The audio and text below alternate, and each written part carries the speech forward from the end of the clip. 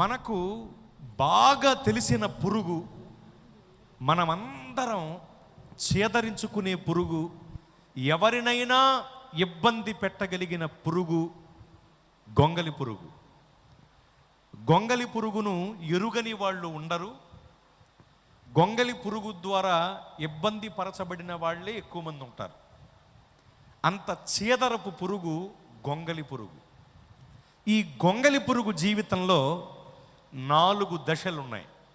1 గుడ్డు దశ, 2 పురుగు దశ, 3 ప్యూపా దశ, 4 సీతాకోక చిలుక దశ.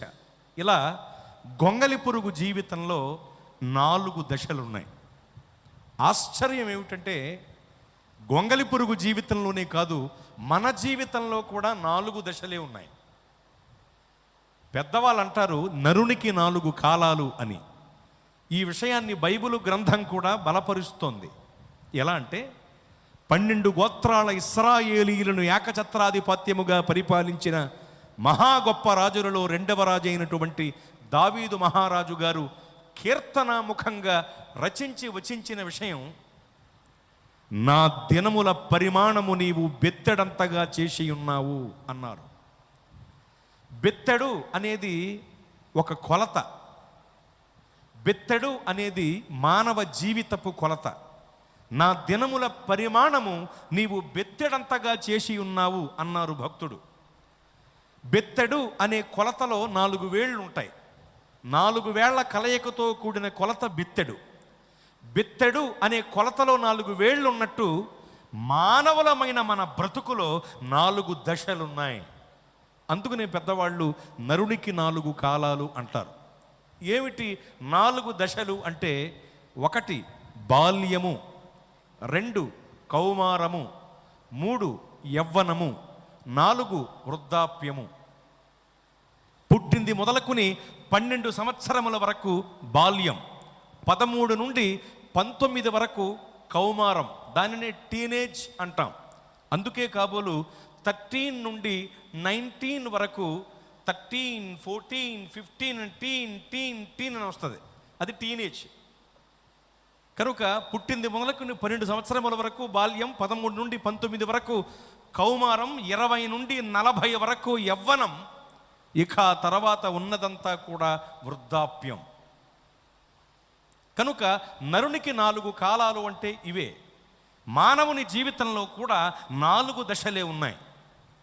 మీరు బాగా గమనించండి, గొంగలి పురుగు జీవితంలో 4 దశలు ఉన్నాయి. మానవులమైన మన బ్రతుకులో కూడా 4 దశలే ఉన్నాయి. అంటే గొంగలి పురుగులకు మనకు పెద్ద తేడా లేదన్నమాట. అసలు బైబిల్ ప్రకారం చెప్పాలంటే మనము గొంగలి పురుగులతో సమానులమే. హబక్కూకు గ్రంథం 1వ అధ్యాయం 14వ వచనాన్ని మీరు తర్వాత చదువుకోండి. అక్కడ ఉన్న మాట చెబుతున్నాను. ఏలిక లేని చేపలతోనూ ప్రాకు పురుగులతోనూ నీవు, లేఖనం చెబుతోంది.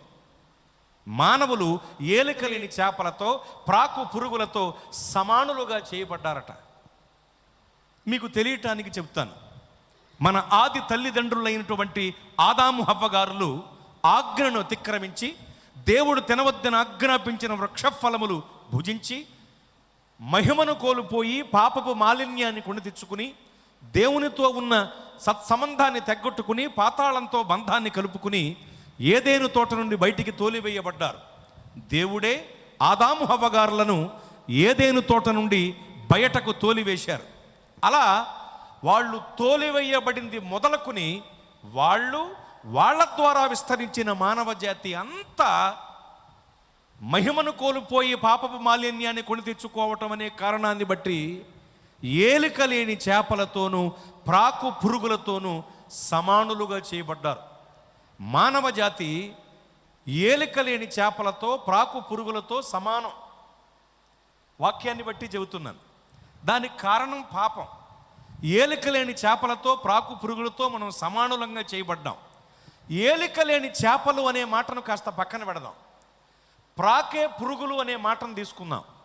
మనం ప్రాకే పురుగులతో సమానులము అని వాక్యమే చెబుతోంది.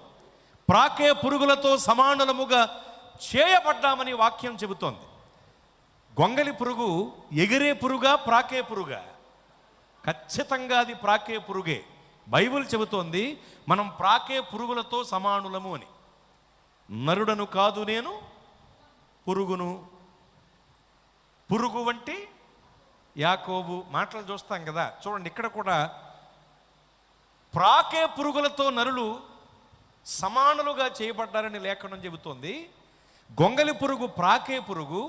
ప్రాకే పురుగులతో మనం సమానులం గనుక ఖచ్చితంగా మనం గొంగలి పురుగులతో సమానులమే. నిజానికి ప్రాకే పురుగైన గొంగలి పురుగులతో సమానులం. అందుకే కాబోలు గొంగలి పురుగు జీవితంలో 4 దశలుంటే మన జీవితంలో కూడా 4 దశలే ఉన్నాయి. ఇక్కడ దాకా మీకు అర్థమైంది కదా? ఓకే, ఇక్కడే మనం వినవలసిన ఒక ప్రాముఖ్యమైన మాట మీకు చెబుతున్నాను. గొంగలి పురుగు జీవితంలో 4 దశలు ఉన్నాయి. ఈ 4 దశలలో 3వ దశ అంటే ప్యూపా దశ దానికి చాలా ప్రాముఖ్యమైన దశ. ఎందుకంటే ప్యూపా అనే దశలోనికి అది వెళ్ళకపోతే, ప్యూపా అనే గూడు దశలోనికి అది వెళ్ళి ఉండకపోతే సీతాకోక చిలుకగా అది రూపాంతరము చెందలేదు. సీతాకోక చిలుకగా గొంగలి పురుగు రూపాంతరం చెందాలంటే ప్యూపా అనేటువంటి గూడు దశ దానికి చాలా ప్రాముఖ్యం, అవసరం. గొంగలి పురుగు జీవితంలో అది రూపాంతరం చెందటానికి 4 దశలలో 3వ దశ అయిన ప్యూపా అనే గూడు స్థితి దానికి ఎంత ప్రాముఖ్యమో, గొంగలి పురుగు జీవితంలో ప్యూపా అనే గూడు దానికి ఎంత ముఖ్యమో, మానవ బ్రతుకులలో 4 దశలు కలిగి ఉన్న మన జీవితంలో దేవుని మందిరము అనేటువంటి గూడు మనకు అంత అవసరం. ఎందుకంటే ప్యూపా అనేటువంటి గూడు స్థితి అనుభవం అది కలిగి ఉండకపోతే అది రూపాంతరం చెందలేదు. దేవుని మందిరం అనే అనుభవం మనం కలిగి ఉండకపోతే మనము కూడా రూపాంతరం చెందలేం. గొంగలి పురుగు రూపాంతరం చెందటానికి దానికి ప్యూపా అనే గూడు అవసరం. మన బ్రతుకులలో మనము రూపాంతరము చెందటానికి మనకు దేవుని మందిరం అనే గూడు అవసరం. దేవుని మందిర అనుభవంలో మనకు రూపాంతరం ఉంది. అందుకే రూపాంతర కొండ మీద కూడా ప్రార్థనా మందిరమే కట్టబడింది.